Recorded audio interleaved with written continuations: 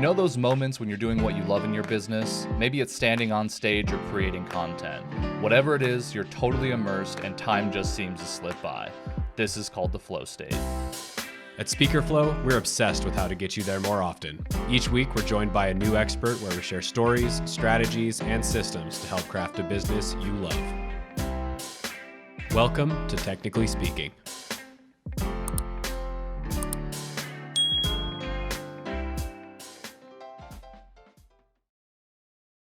And we are live. Sam, you made it back for round 2. I heard that's a Good to have pretty you. rare experience that I feel very I blessed. think we just tell that to Right everybody. back. So Okay. no, I'm just kidding. I'm just kidding. Yeah, it's definitely a rare experience. Only the best of the best make it Okay. back for a second round. Yep. So Excellent.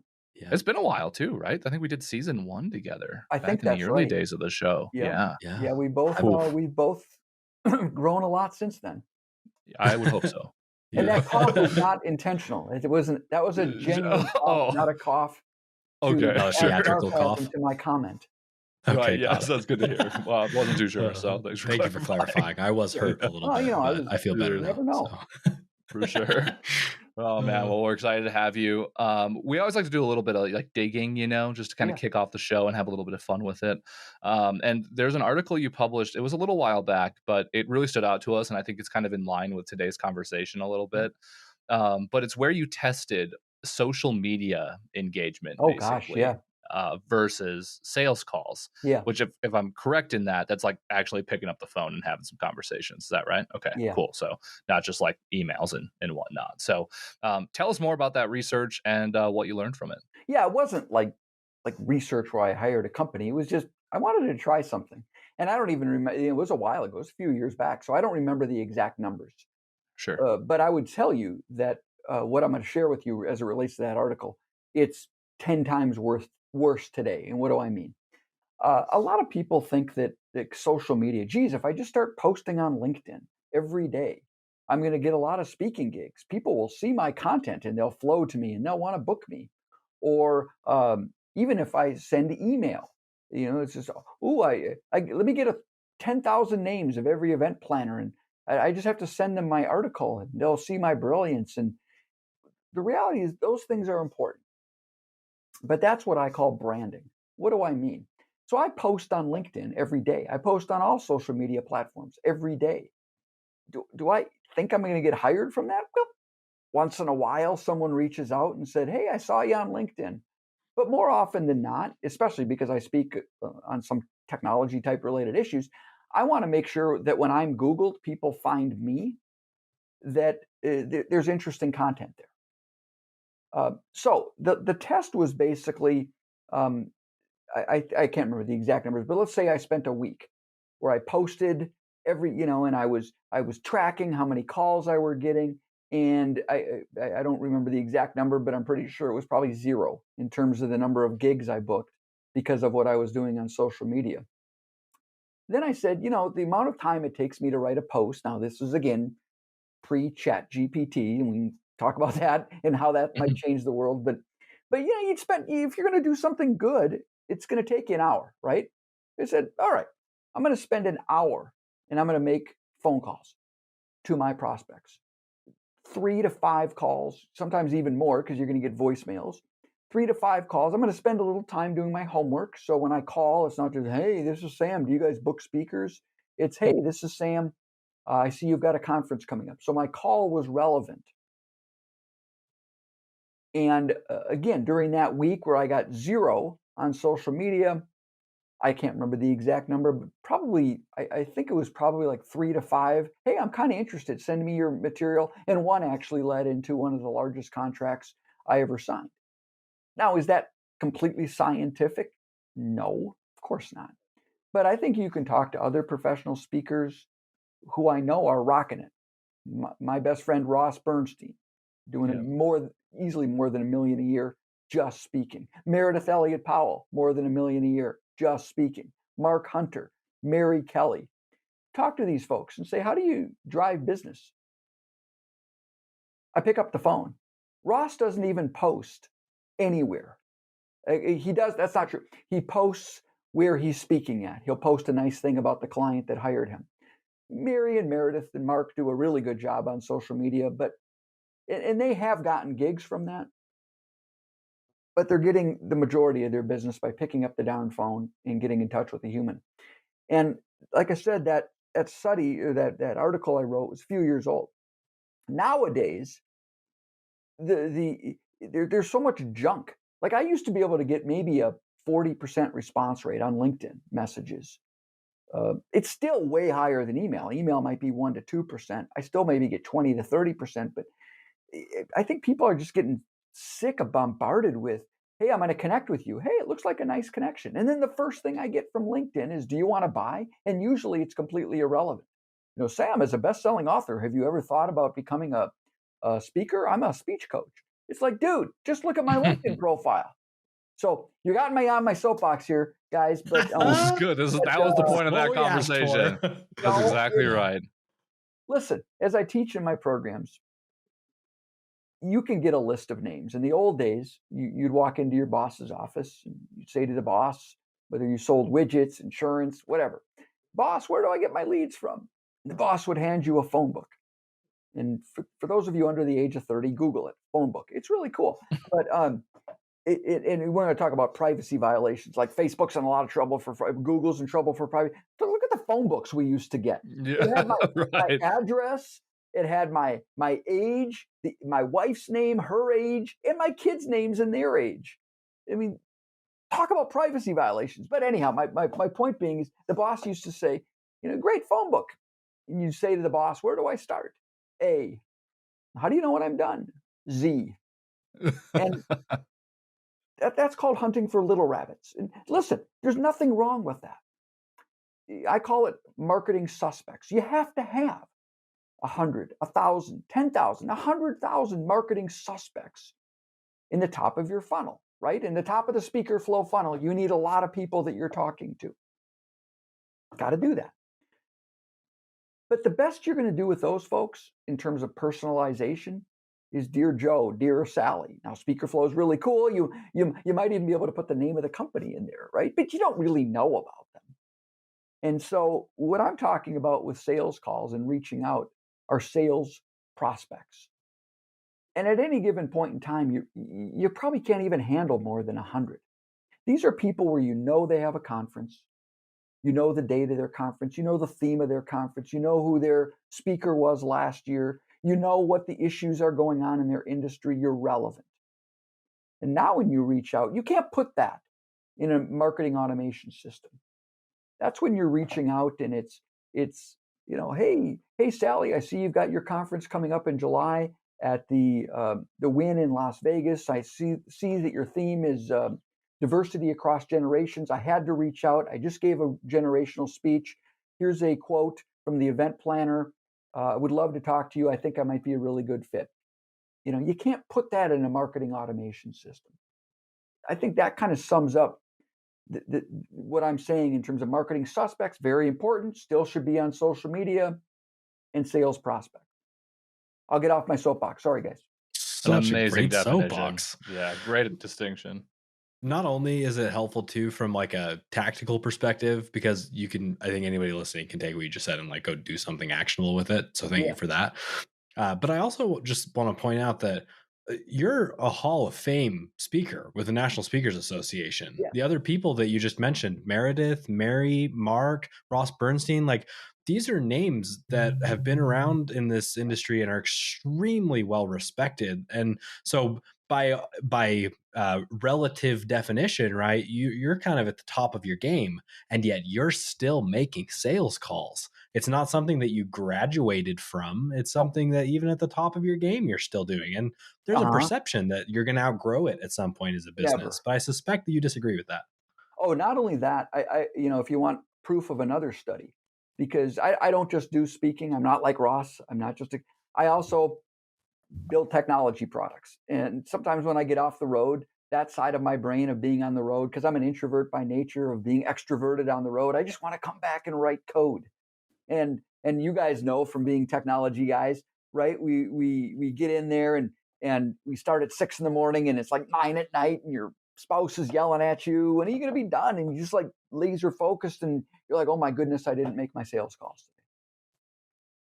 And as Meredith says, it's three a day, 3 a day. And I didn't make them. I didn't. There were a couple days this week where I didn't make them. And you know what? I can definitively track. I will tell you, I'm going to get a few less gigs because I didn't make 3 a day over the last couple of weeks, but because I've been coding. Now I trade that off, but there's still no excuse. There's no excuse that I can't make 3 a day. And so it doesn't have to be hard. It is a little scary. I mean, even though we're professional speakers and we're on stage in front of 3,000 people, it's weird that I got to pick up the phone and call Taylor and talk with him. And oh, God, please, Taylor, don't pick it up. Just let me leave a voicemail. Well, I'm unpleasant anyway, so Well, I love you, you know. No, I'm kidding. You know what I'm saying? We all have that. Yeah, Yeah, there's fear please there. let it go to voicemail. You know, Yeah. it's like, oh no, they actually answered. Now what am I going to say? Right? Yeah, exactly. So it's I hard. feel like it's easier with the reps in too. You do 3 a day, and after getting that amount of practice in, there's Yeah. reason to believe that it starts to get a little exciting even after you've done it enough, you know. So Yeah. some of it's just getting over that resistance, it feels like. And to me, the excitement comes through relevance. Sure. Like when I don't know anything about you, I just, hi, do you guys have a conference? Are you the decision maker for your conference? It's like, yeah. But if I know something about them, and here's the thing, see, there are 3 parts to relevance, right? What are your goals? Can my speech help you achieve your goals a little bit faster, more efficiently, more effectively, more profitably than you might be able to do on your own? Now, depending who you're calling on, their goals are going to be different.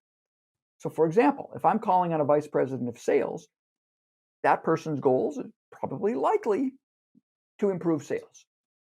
If I'm calling an event planner, I didn't make this up what I'm about to say, but I think it's quite accurate. No event planner has ever gotten promoted because they hired a great speaker. But many of them have gotten fired because they've hired a crappy speaker. So their goals are completely different, which also leads us to the next part of relevance. So goals, what are their fears? The sales VP is fearful that they're not going to hit their numbers because they did a great job last year. And so, of course, the C-level execs increased their goal by 15%, but now they're entering a recession and their supply chain hasn't been fixed. How are they going to achieve that's a fear. The fear of the event planner is, I don't really need to hire a great speaker. I just can't hire a bad one. So knowing those and it's a completely different conversation. And then maybe the last one is, what are their careabouts? I usually try to use a business. So what's going on in their industry? What's going on at their company? But even sometimes their personal life. Not that I'm like spying on Facebook, but I'll go into their LinkedIn profile. Sometimes I'll even look on Facebook to just see what jazzes this person up. What do they like? Oh, they're a Kansas City Chiefs fan. Hey, first words out of my mouth. I was on your LinkedIn profile. See that you're a Chiefs fan. Great post, by the way. Congratulations. You having fun, right? Being able to connect with people in a relevant way. Now, what's cool about that, when I know a little bit of information about somebody, my introvertedness melts away. Sure. So to your point, Austin, is no, it doesn't get easier for me, even though I've been doing it for a long time. What does get easier for me is knowing what's going to, for lack of a better term, excite me. So I'm energetic, and that energy comes through the phone when I'm speaking with somebody.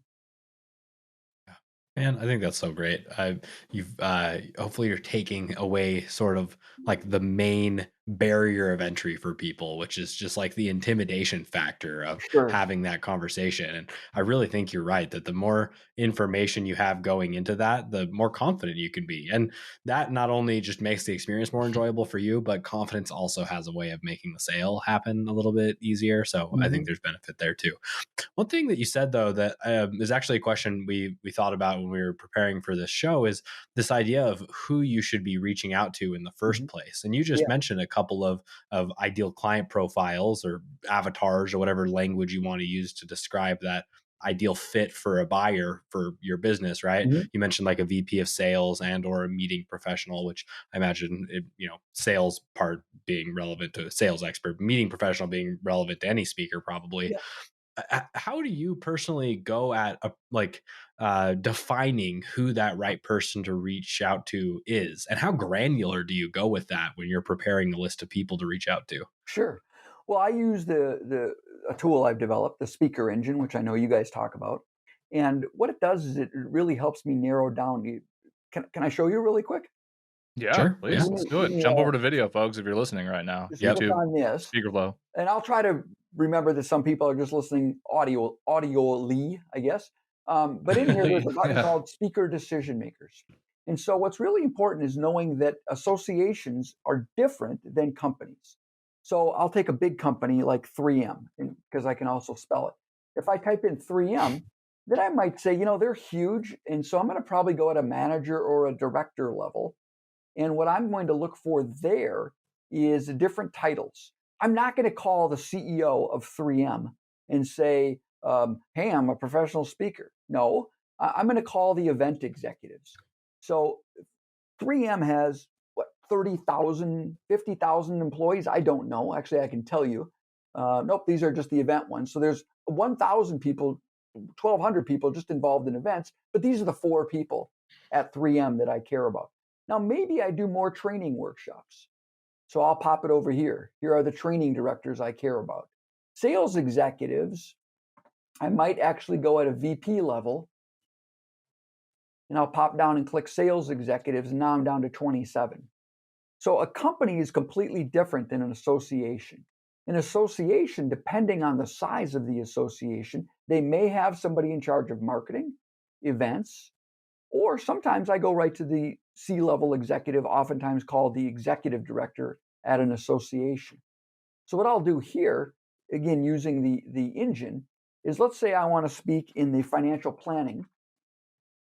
So here's a great thing, right? So I do a local chapter of Minnesota Financial Planning Association. I knock it out of the park, right? Well, who do I want to call? Guess what? There's probably 50 other. If there's a Minnesota chapter, there's probably 50 other chapters. And maybe even in states like California, there might be a Los Angeles chapter, a San Francisco chapter. So I'm going to go in and I'm going to search for decision makers.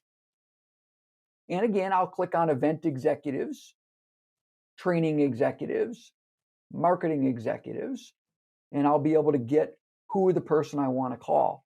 Now, another thing with associations is I'm going to actually go and look at their financial statements. So I just click on US tax data.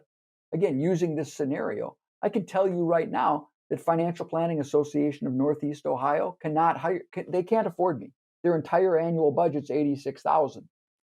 Financial Planning of Illinois, maybe they're at $123,000. Here's Financial Planning of Minnesota. They were able to afford me. Their annual revenue is $320,000. So I'm going to go through and kind of look for Minnesota size organizations. Central Florida, they're at $118,000. Dallas, Fort Worth, they can afford me. So then I'll go in and saying, okay, Financial Planning Association. Now I'm just going to type in Dallas. So financial planning, Dallas, search for decision makers. And here are the 4 people we care about. And I'll probably go on this one right to Melissa Hall, their executive director. So that's how I do it. Now, you can do a similar thing manually, for lack of a better term, going to Google, going to Financial Planning Associate. You'd have to know to go to the tax forms, the 50, or it's the, you go to like GuideStar or something, download the tax form, you read the tax form, see what their data, what their revenue is. Then Financial Planning Association of Florida, you could go into LinkedIn and find that person. So you could do it manually as well. But I think, what I talk about too, we talk about relevance. You also have to know who are the right people. It's who are the right people at the right time, what's going on in their world where they actually want to take your call. Well, guess what? If I'm going to do my homework, because if I can see that the Financial Planning Association of Dallas has their conference in March, not a good time to call, right? But if I see it's October, probably a good time to call. They're starting to think about it. I'm going to put that in my speaker flow. By the way, if it is in March, that's okay. I'm still going to put it into my Speakers Flow CRM, because guess when their conference is next year? It's in March, right? So what's going on in their world? Who's the right person? What's going on in their world where they want to hear from us today with the right message? Do a little homework. What's their theme? Who was their speaker last year? Oh, they live in Kansas City. Talk about the Chiefs. So those are really the three core components. I mean, is there anything else to talk about here, you guys? Like, it's Sam, golden nuggets. This is awesome. I'm just getting amped up about this.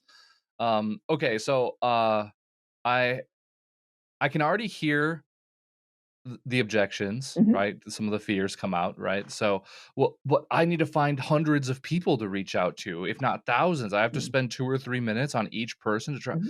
So, for you personally, right? How often? Because you're making 3 sales calls a day. So the first thing I want to clarify, and this is going to be just a simple yes or no answer, are those 3 people always new people, or are they people you've been following up with? Yeah, like, so it depends. Okay. Like I said earlier, I think the most my limited brain can handle is probably 75 prospects at any given point in time. But I also have, remember, we talked earlier about marketing suspects. So I'm always gathering business cards, and people are coming to me. And so I'm constantly adding I'm transforming suspects into prospects through my email by doing marketing, research and figuring it out. Okay. So I reach out to somebody, and then they kind of fall into the prospect list in the sense of, hey, Sam, I'm interested. Or so 70 to 75. So I would say of those, if we wanted to be general, of the 3 calls I make every day, 2 are to existing prospects, and 1 somebody brand new that I've never spoken to before. In general. Okay. In general. Okay. Yeah. And so you're managing about 75 at any given time. Yeah. And so then how do you prioritize your time prospecting for new business, right? Because, you've got some inbound stuff, you've got some people on your email list, maybe some people saying they're interested. So we've got a portion of organic naturally in any business that may come. And then you've got your 75 that you're always working. So how do you then decide, all right, so now is the time to research some more new prospects? Like how often are you incorporating that into your workflow? So I would say that for me, the 3 calls take about 15 minutes. Most of the time I'm getting voicemails anyhow. Then it's usually another 15 minutes of follow-up, because whether I get a voicemail or whether I get a real person, I always follow up with an email. Even my voicemail would be something along the lines of, hey, Taylor, no need to call me back. I'm going to send you an email. I found a really cool article about the construction industry that I thought you really might benefit from you. You might recall my name, Sam Richter, would love to speak at one of your future conferences, something like that. And then I'll follow up with that email. Let me back up a little bit too. My calls are typically, and this is, Meredith Elliott Powell follows this, Ross follows this. It's typically 70% value, 30% selling. Okay. And so what's cool about that in terms of research, on those value-based calls, I just might find for example, if I'm calling on a bunch of event executives for associations, I might actually use the speaker flow. What's going on I can't remember the title of your research State of the Industry report. Yeah, the State of the Industry report. It's coming out soon. So should be live by this. So I actually leverage that. Thanks, guys, by the way. And I'll say, for sure. As somebody in charge of finding speakers and in charge of events, here's a great new research report from Speaker Flow on the state of the industry. Hope all is well. The title of my email or subject line of my email is per my voicemail, attached research report. So it's both. So the combined 2, 3, doing my homework, it's going to take me about a half an hour. Now, if I'm using something like the Speaker Flow report, it's much simpler because I'm using my air quotes here. I customize my email, but it's a little bit more copy and paste. So the first sentence of the email will be very personalized. Hey, Taylor, just reaching out. I know you should be making your decisions about your Florida conference in the next few weeks. Oh, by the way, per my voicemail, here's a really cool report on the state of the speaking industry that I thought you'd be interested in. Hope all is well, Sam. Keep it short, keep it simple. Very similar with my voicemails. So sometimes it's a half an hour if they're highly custom. Sometimes it takes me 20 minutes. And then in terms of feeding the pipeline with my marketing suspects, those are more just my traditional, my newsletters, Right. social media posts, following up on business cards, referrals that people, come up to me after I'm on stage. Oh, I'd love to have you at our company. So That's I awesome. would say it doesn't really take more than a half an hour for the calls. And then for the marketing suspects, maybe 3 hours a week Heck yeah. total, Seems so reasonable. not a Oh, huge amount of time. no, it's reasonable. Yeah, especially when we evaluate how we can to the social media test earlier, right? Be spending our time elsewhere, and Yeah. that like 3 hours to generate that much impact is And it's that's hard, fantastic. but I'll tell Yeah, you what it is. Meredith does, what Ross does. Well, Sam, I'm speaking all the time. I don't have time to make calls. Really? You're never in an Uber? You're never in an airport lounge? You're Yeah. never sitting around, you're not going on, you already did your tech check. You're not going on for another hour and a half. You mean I can make these while I'm backstage? Yes, you can. Right? It doesn't matter. Sometimes that's even better. Oh, if you get a live person, where are you at, Sam? Oh, I'm in the airport lounge. I'm flying to another gig. I'm actually backstage at the event I'm currently And at. I backstage at the wasn't clip. really expecting we were gonna connect, but, you wanna set Yeah, up a time? Yeah, Promise like, I what won't do this at your event Yeah, though. yeah. right. Well, you never know. Talk to Ross. Yeah. Sure, The yeah. man makes more Yeah. phone calls than anybody I know, so maybe he does Heck yeah. sometimes. Well, it works for him. So, look, I think there's a question that comes by everybody's mind, and it's actually one that I don't even know if I have a great answer to. Mhm. At what point do you decide that it's worth cutting bait with one of these prospects? Like you followed up X number of times. There's X sign that you've been given. Is there a reason why you would stop following up with somebody that's made it to that prospects list? No, Outside of a no. no. The only time is if I'm at an NSA event, National Speakers Association event, and someone says, "Yeah, I work with Widget Corporation. Those guys are jerks." Oh my goodness, they're in my list. I think I'll take them out. Wow. Hey, like my mantra in life is right. It's one of the benefits we have of what we do. You guys own your own company. I'm a speaker. Um, my mantra is kind of always been half jokingly. I want to make a lot of money with no employees and no clients. Right? I don't want to work with jerks.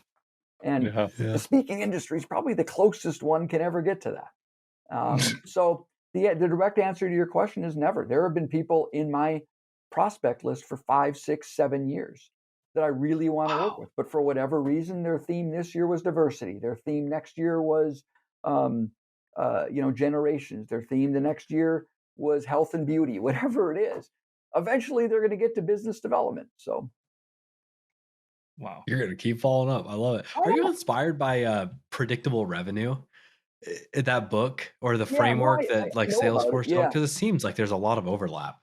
Um, I read so many of these, I can't remember what I'm inspired by. They're all kind. You know what? I'll Sure. tell you. I'll tell you the best book because whether you talk to Mark Hunter, is author, if you talk to Harvey Mackay, author, whoever wrote Predictable Sale, the best sales book is How to Win Friends and Influence People. Dale Dale Carnegie. Um, Carnegie. you Yeah. have The to have a legend. process. I mean, at Speaker Flow, you guys have a process. You help Yeah. you help automate that process within a CRM system. Doesn't matter what process you use. The key to success. I don't care. I don't care if you use CRM notes or handwritten cards on an index card. If you're under 30, go into Google, type in index card, look it up. They're really cool. Um, That's ChatGPT. exactly. It don't care what your process is. It's all comes down to relevance. People are massively passionate about themselves. Nobody cares about my one sheet. Nobody cares about how many standing ovations I've had for other people. They just care what can I do for them.